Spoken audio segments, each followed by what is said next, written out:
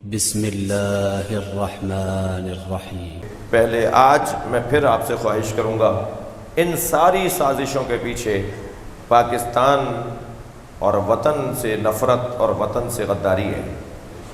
यानी जो लोग ये साजिशें कर रहे हैं वो वतन के खैर ख्वाह नहीं है। तो मैं आपसे फिर गुजारिश करूँगा कि पाकिस्तान को एक पैगाम दें, जैसे पिछले साल आपने पैगाम दिया था, और 14 मासूमीन के नाम पर बिना में चाहदा मासूमीन 14 मरतबा पाकिस्तान जिंदाबाद कह के दिखाएंगे।